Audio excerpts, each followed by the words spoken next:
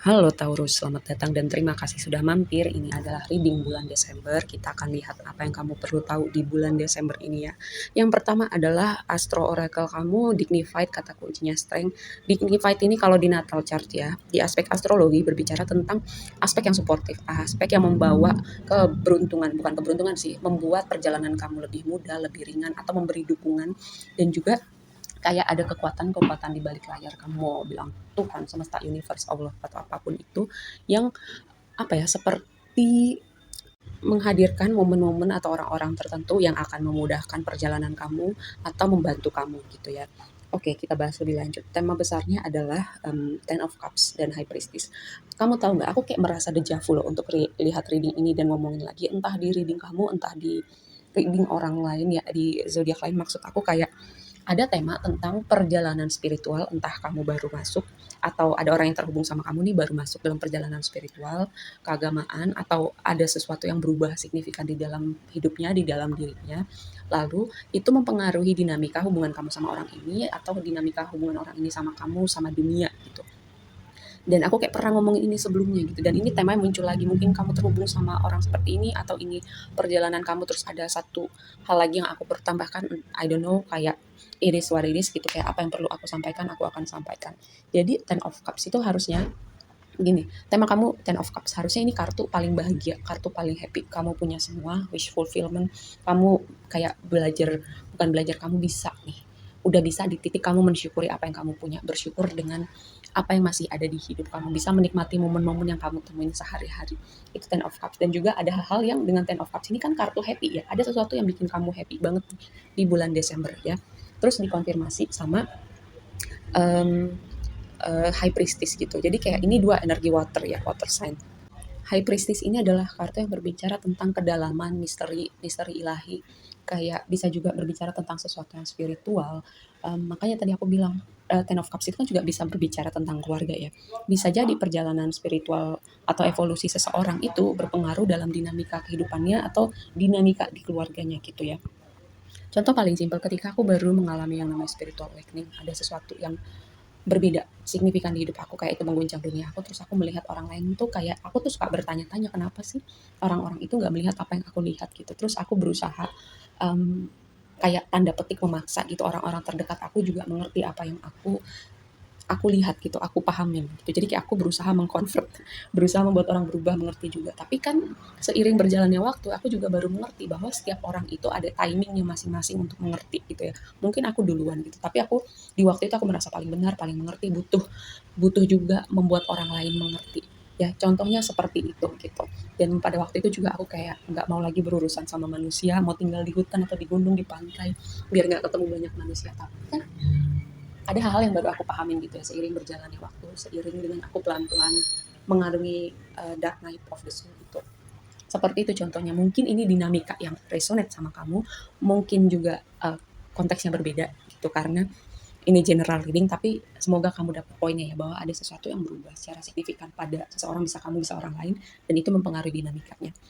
Dan yang jadi blessing kamu adalah um, temanya ini sangat apa ya, karena banyak energi water ya, water itu air, air itu berbicara tentang emosi, spiritualitas, intuisi gitu, menyelami dinamika kayak emosi kita. Dan blessingnya adalah Two of Swords dan Queen of Cups gitu. Bisa kayak aku terpikir bahwa ini sosok ibu ya, sosok ibu, sosok feminin signifikan di hidup kamu.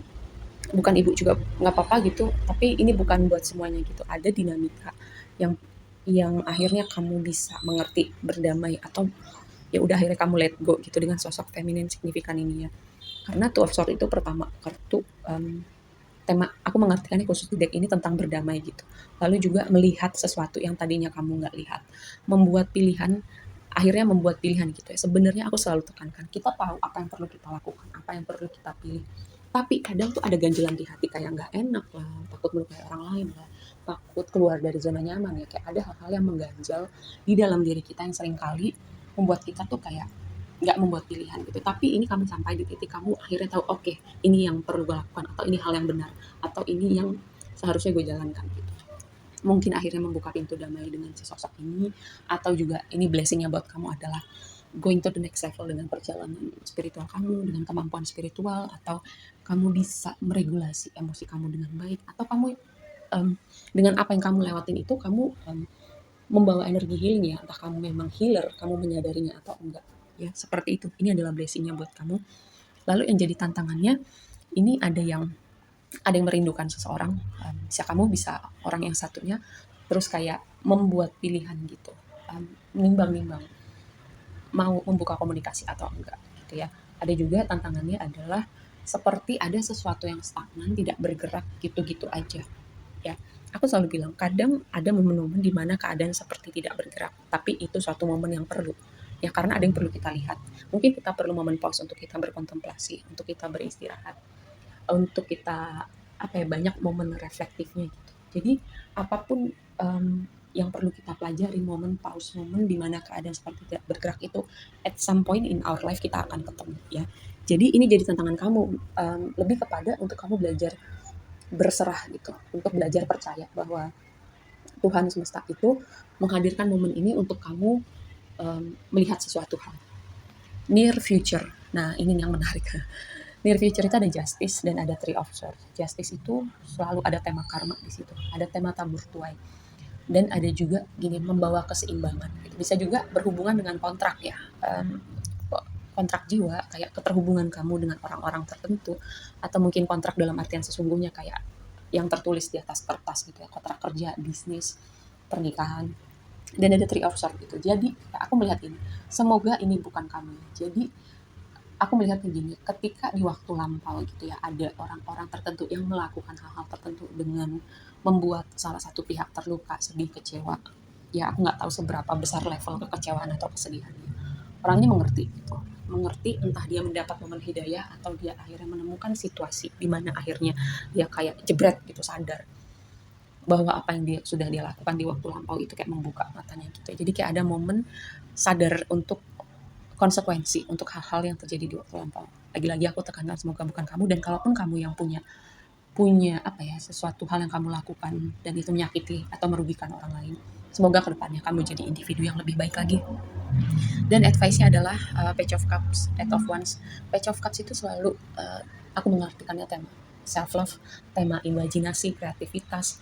Jadi kalau kamu misalnya punya ide-ide kreatif gitu, ekspresikan, terutama kalau dia keluar itu berarti mungkin kamu kayak memikirkan pendapat orang lain gitu untuk menunjukkan sisi kreatif kamu atau sisi yang kamu tidak tunjukkan kepada dunia selama ini.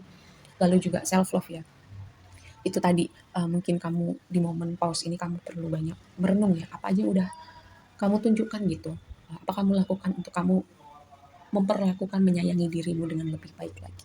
Dan dengan Eight of Wands ini kayak aku melihat ada suatu pergerakan energi yang vibe-nya tuh lebih fresh, lebih positif, kayak ada akhirnya gitu ya, ada yang kalau misalnya kamu merasa ada sesuatu yang stagnan, akhirnya keadaan bergerak gitu dengan Eight of Wands. Dan juga kayak aku melihat ada komunikasi ya, itu tadi ada orang yang kangen, yang ini bisa siapa aja, bisa pasangan yang LDR atau pacaran atau mantan, kayak ada yang merindukan keberadaan seseorang atau teman lama nggak ketemu, merindukan keberadaan seseorang. Di sini ada energi komunikasi ya, mungkin akhirnya orang ini membuat pergerakan, mungkin akhirnya dia punya waktu untuk menyampaikan bahwa gue kangen lo sama lo, atau aku kangen nih, kayak hal-hal semacam itu ya.